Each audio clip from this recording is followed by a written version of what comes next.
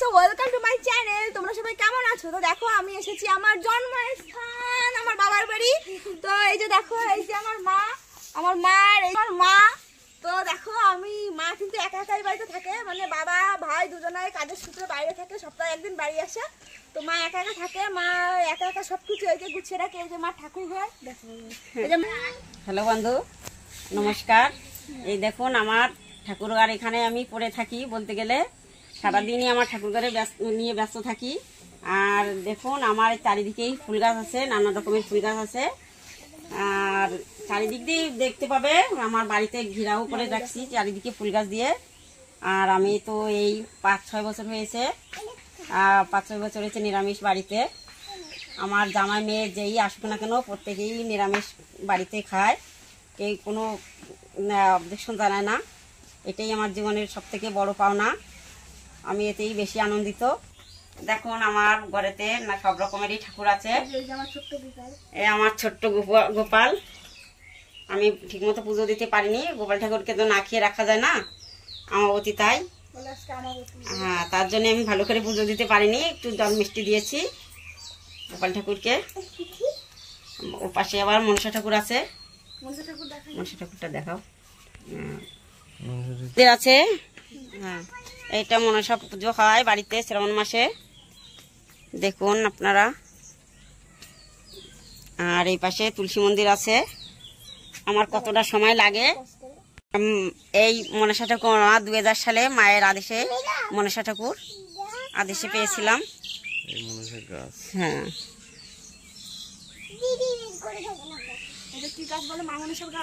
হ্যাঁ, একটা মা মনসার গাছ দেখুন। হ্যাঁ, এই যে ফুল গাছ, এই ফুল গাছটা চারিদিকে ফুল গাছ, আর তো তুলে ফেলেছে এই যে চারিদিকে সব ফুল গাছ, বেগুন গাছ। এই যে আমরা বেগুন গাছ, এই পাশে ফুল গাছ, এই ফুল গাছের দাম এরকম জবা গাছ, এই উপরে জবা ফুল। হ্যাঁ, এটা এই গাছের কথা বলো, এটা অনেক পুরনো গাছ। আর একটু এটা তো দেখাবে টাকা। দেখুন এই জবা ফুল গাছটা 2004-এ লাগানি আছে। এই গাছটা অনেক দিনের গাছ, খুব ফুল ফোটে, 50-60টা করে ফুল ফোটে, তারও বেশি ফুল ফোটে এই জবা ফুল গাছে। সব গাছ, তুলসী গাছ, অনেক তুলসী গাছ দেখো। আমি মনে করি এই আমার বৃন্দাবন, আমার চারিদিকে তুলসী গাছ আছে দেখুন। ভালোবাসি।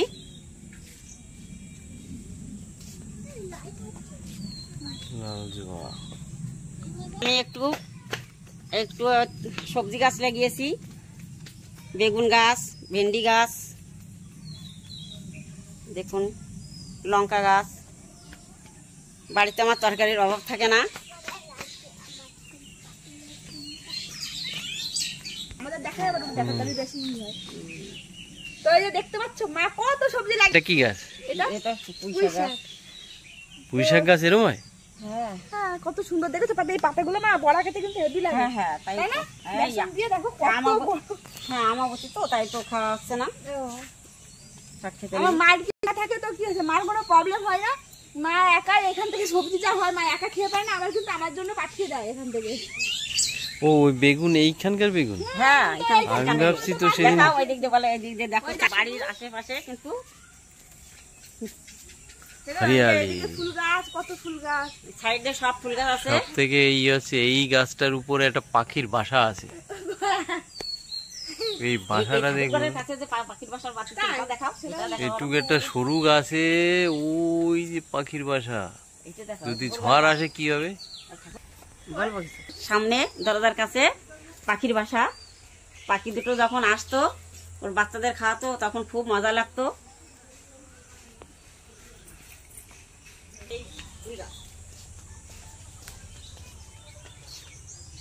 এবং এটা কি গাছ? কুমড়ো গাছ। ও যে কুমড়োর তরকারি খেয়েছিল ওই কুমড়ো গাছ?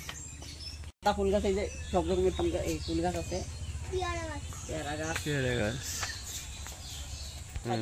তো এই দেখো আমার মা কিন্তু শুধু বাড়ির মধ্যে না, এই যে রাস্তার সাইড দিয়ে কিন্তু দেখো সত্যি মা সত্যি অপূর্ব। আমার লাইফে মনে হয় দুই সাইড দিয়ে মা ফুল গাছ লাগিয়েছে।